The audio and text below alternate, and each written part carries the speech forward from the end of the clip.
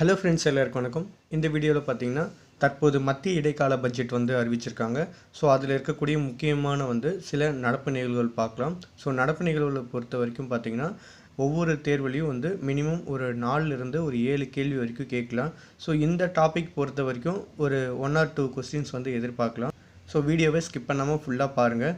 சேனலை சப்ஸ்கிரைப் பண்ணியிருக்கவங்க பக்கத்தில் இருக்க பெல் பட்டனை மறக்காமல் கிளிக் பண்ணுங்கள். இந்த மாதிரி சில குறிப்பிடத்தக்க தலைப்பிலிருந்து உங்களுக்கு வீடியோ போடும்போது உங்களுக்கு உடனே நோட்டிஃபிகேஷன் வரும். ஸோ சேனலை சப்ஸ்கிரைப் பண்ணியிருக்கவங்க பக்கத்தில் இருக்க பெல் பட்டனை மறக்காமல் கிளிக் பண்ணிக்கோங்க. ஸோ முதல் கேள்வி, 2024ஆம் ஆண்டில் மத்திய இடைக்கால பட்ஜெட்டை நிர்மலா சீதாராமன் அவர்கள் சமர்ப்பிச்சிருக்காங்க. அவர் தொடர்ச்சியாக எத்தனையாவது முறையாக இந்த பட்ஜெட்டை சமர்ப்பிக்கிறார் அப்படிங்கிறத கேள்வி. எத்தனையாவது முறை அப்படின்னா 6வது முறையாக தொடர்ச்சியாக மத்திய பட்ஜெட்டை நிர்மலா சீதாராமன் அவர்கள் இரண்டாவது கேள்வி, மத்திய பட்ஜெட்டை பற்றி கூறும் இந்திய அரசியலமைப்பு பிரிவு. மத்திய பட்ஜெட்டை பற்றி கூறக்கூடிய இந்திய அரசியலமைப்பு பிரிவு 112. ஸோ இது பார்த்திங்கன்னா ஆர்டிகல் ரிலேட்டடான ஒரு கேள்வி. ஆனால் கரண்ட்டில் பட்ஜெட் ரிலேட்டடாக இருக்கனால இந்த கேள்வி கேட்குறதுக்கு அதிக வாய்ப்புகள் இருக்குது. மூன்றாவது கேள்வி, 2024-25ஆம் பட்ஜெட்டில் பார்த்திங்கன்னா எந்த துறைக்கு அதிக அளவு நிதி ஒதுக்கீடு செய்யப்பட்டிருக்கு? எந்த துறைக்கு அதிக அளவிலான நிதி ஒதுக்கீடு செய்யப்பட்டிருக்கு அப்படின்னா பாதுகாப்பு துறைக்கு தான் அதிக அளவு நிதி ஒதுக்கியிருக்காங்க. எவ்வளோ அப்படின்னா மொத்தம் 6.1 லட்சம் கோடி ரூபாய் இந்த பட்ஜெட்டில் பாதுகாப்பு துறைக்காக ஒதுக்கீடு செய்யப்பட்டிருக்கு. நான்காவது கேள்வி, 2024-25 நிதியாண்டுக்கான பட்ஜெட்டில் மதிப்பிடப்பட்ட மொத்த செலவின தொகை எவ்வளோ அப்படின்னு சொல்லியிருக்காங்க அப்படின்னா 47,65,768 கோடி. ஸோ இது எப்படி ஞாபகம் வச்சிங்கன்னா 4 கூட கொஞ்சம் விட்டுருங்க, 765 768 அந்த மாதிரி ஞாபகம் வச்சுங்க. ஸோ மதிப்பிடத்தக்க மொத்த செலவின தொகை எவ்வளோ அப்படின்னு சொல்லியிருக்காங்க அப்படின்னா 47,65,768 கோடி. ஐந்தாவது கேள்வி, 2024-25 ஆண்டுக்கான நிதி பற்றாக்குறையில் மொத்த உள்நாட்டு உற்பத்தியில் எவ்வளோ சதவீதம் இருக்கும் அப்படின்னு சொல்லியிருக்காங்க. நிதி பற்றாக்குறை மொத்த உள்நாட்டு உற்பத்தியில் எவ்வளோ சதவீதம் இருக்கும் அப்படின்னு சொல்லியிருக்காங்க அப்படின்னா 5.1%. ஆறாவது கேள்வி, மானியங்களுக்கான கோரிக்கை டிமாண்ட் ஆஃப் கிராண்ட்ஸ் அப்படிங்கிறத பற்றி சொல்லக்கூடிய இந்திய அரசியலமைப்பு பிரிவு. மானியங்களுக்கான கோரிக்கைகள் பற்றி கூறக்கூடிய இந்திய அரசியலமைப்பு பிரிவு இது அப்படின்னா 113. ஏழாவது கேள்வி, 2024-25 இடைக்கால பட்ஜெட்டில் பிரதான் மந்திரி ஆவாஸ் யோஜனா கிராமீன் திட்டத்தின் கீழ் பார்த்திங்கன்னா மேலும் எத்தனை வீடுகள் கட்டப்படும் அப்படின்னு சொல்லி இந்த இடைக்கால பட்ஜெட்டில் அறிவிச்சிருக்காங்க. PM ஆவாஸ் யோஜனா கிராமீன் அப்படிங்கிற அந்த திட்டத்தில் மேலும் எத்தனை வீடுகள் கட்டப்படும் அப்படின்னு சொல்லி இந்த பட்ஜெட்டில் அறிவிச்சிருக்காங்க அப்படின்னா மேலும் 2 கோடி வீடுகள் கட்டப்படும் அப்படின்னு சொல்லியிருக்காங்க. ஸோ இந்த திட்டம் எப்போது தொடங்கப்பட்டது அப்படின்னா அறிமுகம் செய்யப்பட்டது 2015. எட்டாவது கேள்வி, நிதி மசோதா ஃபினான்ஷியல் பில் பற்றி சொல்லக்கூடிய இந்திய அரசியலமைப்பு பிரிவு 110. நிதி மசோதாவை பற்றி சொல்லக்கூடிய இந்திய அரசியலமைப்பு பிரிவு 110. ஸோ இந்த இதில் பார்த்தீங்கன்னா கிட்டத்தட்ட 3 ஆர்டிகல் பட்ஜெட் ரிலேட்டடாகவே வந்திருக்கு.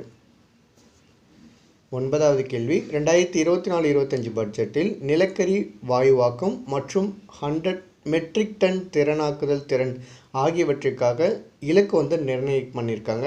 ஸோ அதோட இலக்கு எந்த வருடம் அப்படின்னா 2030க்குள்ள நிலக்கரி வாயுவாக்கம் மற்றும் 100 மெட்ரிக் டன் திரவமாக்கல் திறன். ஸோ இதுக்காக இந்த பட்ஜெட்டில் 2030 அப்படின்னு சொல்லி இலக்கு நிர்ணயம் செய்யப்பட்டிருக்கு. 10வது கேள்வி, 2024-25 பட்ஜெட்டில் எத்தனை வயதுக்குட்பட்ட சிறுமிகளுக்கு கர்ப்பப்பை வாய் புற்றுநோய் தடுக்க தடுப்பூசி திட்டம் அறிமுகப்படுத்தப்பட்டுள்ளது? இந்த பட்ஜெட்டில் பார்த்திங்கன்னா கர்ப்பப்பை வாய் புற்றுநோய் தடுக்க ஒரு தடுப்பூசி திட்டம் தொடங்கப்பட்டிருக்கு. ஸோ அது எத்தனை வயதுக்குட்பட்ட குழந்தைகள் சிறுமிகள் அப்படின்னா 9லிருந்து 14 வயதுக்குட்பட்ட சிறுமிகளுக்கு இந்த திட்டம் அறிமுகம் செய்யப்பட்டுள்ளது. 11வது கேள்வி, 2024 பட்ஜெட்டில் 2024 நடைபெறும் மக்களவைத் தேர்தலுக்காக எவ்வளவு ரூபாய் தேர்தல் ஆணையத்திற்கு ஒதுக்கீடு செய்யப்பட்டுள்ளது? ஸோ வரக்கூடிய ஆண்டில் மக்களவைத் தேர்தல் நடக்கப்போகுது. ஸோ அந்த தேர்தலுக்காக தேர்தல் ஆணையத்திற்கு இந்த பட்ஜெட்டில் இடைக்கால பட்ஜெட்டில் எவ்வளோ நிதி ஒதுக்கியிருக்காங்க அப்படின்னா 385 கோடி ரூபாய் இந்த தேர்தலுக்காக நிதி வந்து ஒதுக்கியிருக்காங்க. 12வது கேள்வி, இடைக்கால பட்ஜெட்டில் மக்கள் தொகை கணக்கெடுப்பிற்காக எவ்வளவு ரூபாய் வந்து ஒதுக்கீடு செய்யப்பட்டிருக்கு? மக்கள் தொகை கணக்கெடுப்பு பணிக்காக எவ்வளவு ரூபாய் வந்து ஒதுக்கீடு செய்யப்பட்டிருக்கு அப்படின்னா 1277 கோடி ரூபாய் வந்து மக்கள் தொகை கணக்கெடுப்பிற்காக ஒதுக்கீடு செய்யப்பட்டுள்ளது. 13வது கேள்வி, பிஎம் கிஷான் திட்டம் எந்த இடைக்கால பட்ஜெட்டில் அறிமுகப்படுத்தப்பட்டது? பிஎம் கிஷான் திட்டம் எந்த இடைக்கால பட்ஜெட்டில் அறிமுகப்படுத்தப்பட்டது? எந்த ஆண்டு அப்படின்னா 2019.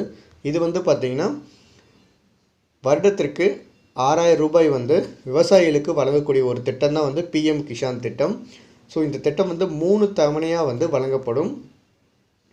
இந்த வருடத்தோடு சேர்த்து பார்த்திங்கன்னா கிட்டத்தட்ட சுமார் 11.8 கோடி விவசாயிகள் வந்து இந்த பிஎம் கிஷான் திட்டம் மூலிமா வந்து பயனடைஞ்சிருக்காங்க அப்படின்னு சொல்லி பட்ஜெட்டில் சொல்லியிருக்காங்க.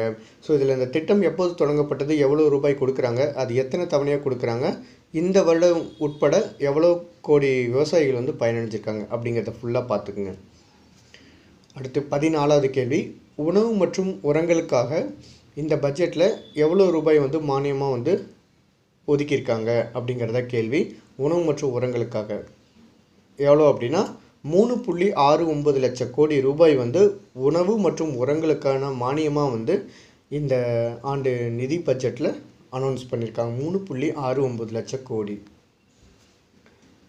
15வது கேள்வி, பொதுத்துறை நிறுவனங்களிலிருந்து 2024-25 நிதியாண்டில் எவ்வளவு கோடி ரூபாய் பங்குகளை வந்து விலக்கி கொள்ள மத்திய அரசு இலக்கு நிர்ணயிச்சிருக்காங்க?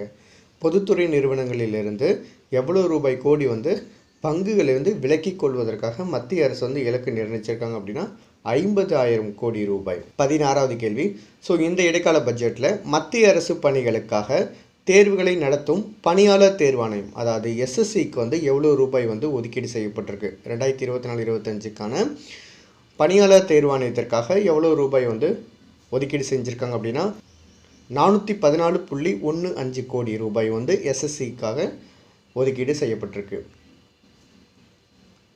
17வது கேள்வி, பட்ஜெட்டில் புலனாய்வு அமைப்பான சிபிஐக்கு எவ்வளோ ரூபாய் வந்து ஒதுக்கீடு செய்யப்பட்டிருக்கு? எவ்வளோ ரூபாய் கோடி அப்படின்னா 928.46 கோடி ரூபாய் வந்து சிபிஐக்காக ஒதுக்கீடு செய்ய.